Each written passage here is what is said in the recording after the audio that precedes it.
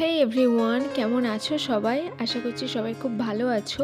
লিফিস ডায়েরির তরফ থেকে নতুন একটি ব্লগ নিয়ে আজকেও এসেছি তোমাদের সামনে। আশা করছি এই ব্লগটাও তোমাদের ভালো লাগবে। আজকে কিন্তু মেনলি এই ব্লগে থাকছে আমাদের ডায়েট চার্ট। কেন হঠাৎ আমাদের ডায়েট চার্ট বদলে গেল সেটাই শেয়ার করব। আজ শনিবার, এখন বাজে হচ্ছে সকাল 8:30। বুঝতেই পারছো আমি একটু বেরোচ্ছি, যাব একটু বাজারে। বাজারে এত তড়িঘড়ি যাওয়ার কারণটা হচ্ছে গত দুদিন আগে তোমাদের দাদাভাই একটু হেলথ ইস্যুসের জন্য ডাক্তার দেখাতে গিয়েছিল। তো ডাক্তার কিন্তু মেনলি তোমাদের দাদাভাইকে ডায়েট চার্ট দিয়েছে। তো সেই ডায়েট চার্টে বেশি করে আছে স্যালাড, ফ্রুটস অ্যান্ড স্মুদি। তো সেই স্যালাডটা কিনতে আমি গিয়েছি। নর্মাল স্যালাডের উপকরণ তো বাড়িতে থাকেই, তার সাথে ডাক্তার অ্যাড করেছেন ক্যাবেজ, ব্রকলি অ্যান্ড ক্যাপসিকাম। তো বাড়িতে এগুলো ছিল না, তো আমি ওগুলো কিনতে গিয়েছি। তার সাথে ফ্রুটসও অ্যাড করেছে। তো রাস্তার ধারে খুব ভালো পেয়ারা পেয়ে গেলাম, আর ফ্রুটসের মধ্যে কিন্তু পেয়ারাও আছে। আর এই ডায়েট চার্টটা উনি পাশাপাশি আমাকেও ফলো করতে বলেছেন। অ্যাকচুয়াল এটা একটা হেলদি ডায়েট চার্ট, এটা যে কোনো মানুষই ফলো করতে পারে তার শরীরের কন্ডিশন বুঝে। কারণ শরীর যেটা এটা যতটা পরিমাণে নিতে পারবে তারা ততটা পরিমাণে খায়। তো আমাদের ডায়েট চার্ট কিন্তু এখন এইভাবেই চলবে। আসলে একটা বাঙালি মধ্যবিত্ত পরিবারের অনেকটা কিছুই ঘিরে থাকে কিন্তু খাবার দাবারের ওপর। তো আমাদের পরিবারেও সেটাই চলছে। এবার আজ থেকে যেহেতু একটু ডায়েট চার্টটা আলাদা, তাই আমাকে কিন্তু উদ্যোগ নিয়ে চলে যেতে হয়েছিল বাজারে। তো আমি ফিরেও চলে এসেছি। আসলে সব কিছুই আমি অল্প অল্প নিয়ে এসেছি, কেননা বেশি জিনিস এনে সেগুলো শুকিয়ে যাবে এটা ভালোও দেখায় না। আর আমি তো এখন আপাতত আছি একেবারে বাজারের মধ্যেই, জাস্ট নিচে নামলেই কিন্তু বাজার পেয়ে যাব। তো আমি কিনে নিয়ে এসেছি পেয়ারা, আর এদিকে শসা, বাঁধাকপি, ক্যাপসিকাম আর গাজর, টমেটো। তো চলে এলাম রান্নাঘরে। এখন ব্রেকফাস্ট খাওয়ার আগে ভাবছি ফলগুলো একটু ভিজিয়ে দিই, তাহলে ফলের যে ধুলোগুলো থাকে সেগুলো মানে চলেও যাবে আর আমাদের ব্রেকফাস্টটাও হয়ে যাবে।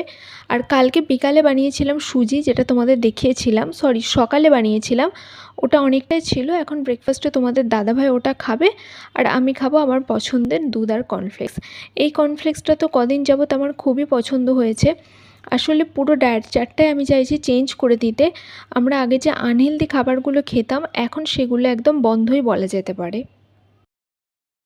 পেয়ারাগুলো কাটি। আসলে পেয়ারাগুলো এত ভালো পেয়েছি যে আমি কিনে নিয়ে এসেছি ছোট ছোট সাইজে, কেননা কোনো কিছু অতিরিক্ত বড় সাইজ আমার ভালো লাগে না। আমি সবসময় চাই ফল একটু মিডিয়াম সাইজে নিয়ে আসতে, যাতে একবারে শেষ হয়ে যায়। বড় পেয়ারা আনলে ধরো ওটা আমাকে কেটে রেখে দিতে হতো, আর কাটা ফল তো একদম খাওয়াটা ভালো না। তাই আমি সবসময় চেষ্টা করি মিডিয়াম সাইজ থেকে ছোট সাইজের মধ্যে আপেল বলো, কমলা লেবু বলো, মুসাম্বি বলো, পেয়ারা বলো নিয়ে আসতে। তোমাদের দাদাভাই যখন বাজারে যেয়ে বড় নিয়ে চলে আসে, ও এত বোঝে না বা এত কোনো কিছু কেনাকাটার সময় এত ভাবনা চিন্তা করে না। বাট আমি যে কোনো কিছু করার আগে অনেক বেশি ভাবনা চিন্তা করি, অনেক কিছু করি, ওই জন্য আমি এগুলোই নিয়ে আসি। বাট ওকে আমি এখন বলে দিয়েছি যে যা আনবে ছোট ছোট আনবে, যাতে অল্প সময়ে শেষ হয়ে যায়। কারণ কেটে রেখে আমি ওটা খেতে চাইছি না। ডাক্তার বলেছে যতটা সম্ভব ফ্রেশ ফ্রুট খাবে। এমন নয় যে তুমি 1 সপ্তাহ 1.5 সপ্তাহ যাবৎ ফ্রুটস কিনে ফ্রিজে রেখেছো, এমনটা কিন্তু না হওয়াটাই বেটার। খারাপ না, মানে না হওয়াটাই ভালো। আর আমার যেহেতু সব কিছু সুবিধাজনক অবস্থায় আছে, তো আমি ভাবছি যে না, আমি কোনোভাবেই মানে এইভাবে খাবো না। আমি জাস্ট একটু বেড়ানোর ছলে, ঘোরার ছলে নিচে গেলেই সব কিছু পেয়ে যাব। তো আজকে সন্ধ্যাবেলাতে আমাকে আবারও বাজারে যেতে হবে। কালকে একটা প্ল্যান আছে, সেই প্ল্যান তোমরা কালকে জানতে পারবে। যাই হোক, কথা বলতে বলতে ব্রেকফাস্টের প্লেটগুলো আমি ওয়াশ করে নিলাম। এখন আমি একটু পেঁয়াজ কেটে রাখছি।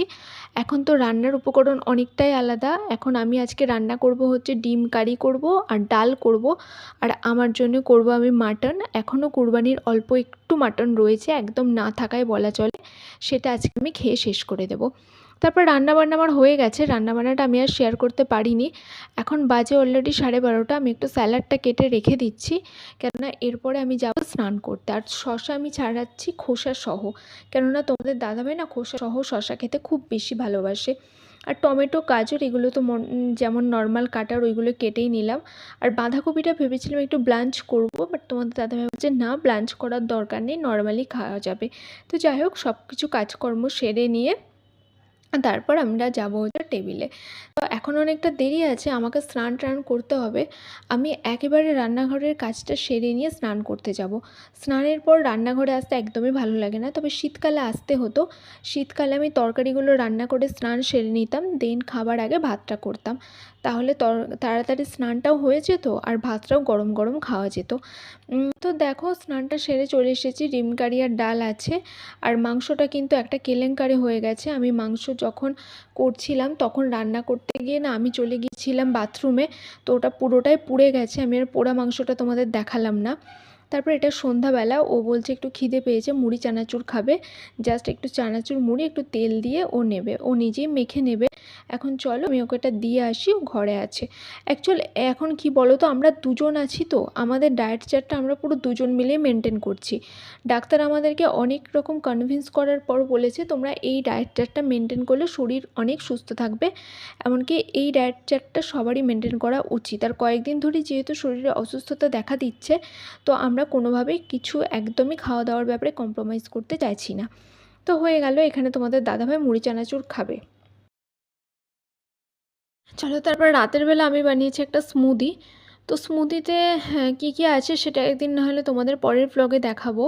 তো এই সময় আমি ভীষণ টায়ার্ড ছিলাম, যা হোক স্মুদিটা বানিয়ে নিয়ে গ্লাসে ঢেলে নিয়ে আমি বেডে চলে যাব। যদিও এখন বাজে হচ্ছে 7:30, সন্ধ্যাবেলাটা না আমি একটু ক্লান্তই হয়ে যাই, সকাল থেকে একটু পরিশ্রম থাকে বই কি। এখন বাজে হচ্ছে 9টা। আমার হঠাৎ করে ইচ্ছে হলো আজকে রাতে আমি রাইস খাবো না, রাইস খেলে ওই ডিম দিয়ে খেতে হবে, কেননা ফ্রিজে আর কিছু নেই। তো আমি এখন ম্যাগি খাবো। তো এটা আমি আর সিদ্ধ করব না, কেটেলে আমি গরম জল করতে দিয়েছি। একটা ম্যাগি বের করে নিয়ে এটা বাটিতে নিয়ে নিলাম, গরম জলটা দিয়ে এখন আমি ঢাকা দিয়ে কিছুক্ষণ রেখে দেবো। প্রায় হয়ে গেছে 15 মিনিট। তারপর আমি রান্নাঘরে এসেছি, দেখো ম্যাগিটা কি সুন্দর সিদ্ধ হয়ে গেছে। তোমরা কিন্তু এইভাবে করতে পারো, এইভাবে করলে তোমাদের গ্যাসও বাঁচবে, তোমাদের অনেকটা হেডেক নিয়ে দাঁড়িয়েও থাকতে হবে না।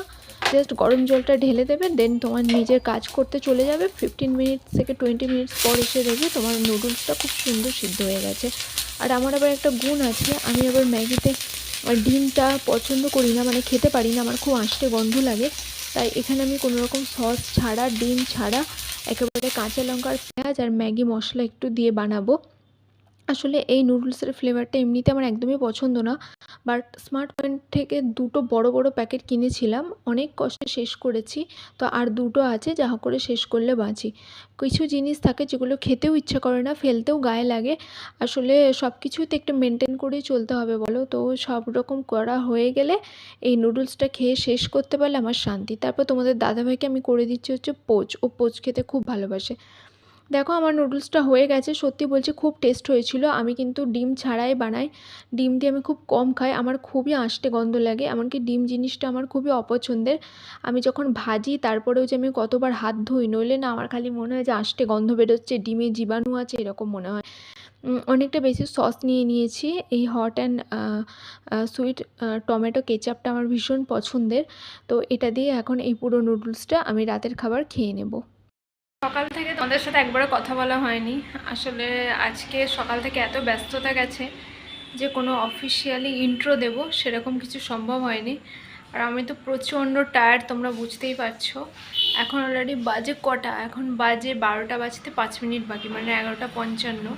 তো আমার সব কাজকর্ম মিটলো, এই জাস্ট আমি মানে বেডে বসলাম বলা চলে। তো আমি তো আজকে ম্যাগি খেলাম, তোমরা দেখেছো। আসলে না আমার একটু সর্দি সর্দি লেগেছে, ভাত খেতে একদমই ভালো লাগছে না, বারবার তো ভাত জমেই যাচ্ছে। কি হলো? ভাত তো রয়েই যাচ্ছে, কালকেও ছিল আজকেও আছে, বাট কিচ্ছু করার নেই। আমার এতটা মানে সর্দি লাগছে, কি হচ্ছে বলো তো, এই ওষুধটা না আমাকে মনে হচ্ছে দিনে 2বার করে খেতে হবে। হ্যাঁ তোমাদের দাদাভাই দেখছো তো মুখের সামনে দাঁড়িয়ে আছে। হ্যাঁ, একটা মাইক্রোফোন কিনতে হবে তার জন্য। যাই হোক চলো, যেটা বলছিলাম, এই ওষুধটা মনে হচ্ছে দিনে 2বার করে খেতে হবে, কারণ সকালবেলা উঠে সর্দি কমে যাচ্ছে, আবার বিকেলবেলা দেখছি সর্দি বাড়ছে। তো কাল থেকে 2বার করেই খাবো। আর ওটা খেলে যে কখন রাত থেকে সকাল হয়ে যাচ্ছে আমি তো কিচ্ছু বুঝতে পারছি না। তোমাদের দাদাভাই আবারও বলেছি খালি গায়ে ঘুরে বেড়াচ্ছে, তো আমাকে ক্যামেরাটা খুব বাগিয়ে বাগিয়ে বলতে হচ্ছে। তো যাই হোক এখন আমি ওষুধটা খেয়ে নেবো। চলো আজকে থেকে আমি আবার রেগুলার বেসিসে ব্লগ করা স্টার্ট করেছি, কদিন আমি একটু বন্ধ দিয়েছিলাম। তো চলো যাই হোক আজকের ব্লগটা আমি এই পর্যন্তই রাখছি। আমি জানি না তোমাদের কেমন লেগেছে, জানি কোনো নতুনত্ব নেই, কিছুই নেই। যদি ভালো লাগে তবুও তোমরা যদি আমাকে নিঃস্বার্থ ভালোবাসা দাও তো আমার পাশে থেকো। চলো টাটা, বাই, গুড নাইট, আবার দেখা হচ্ছে কালকে নতুন একটা ব্লগে।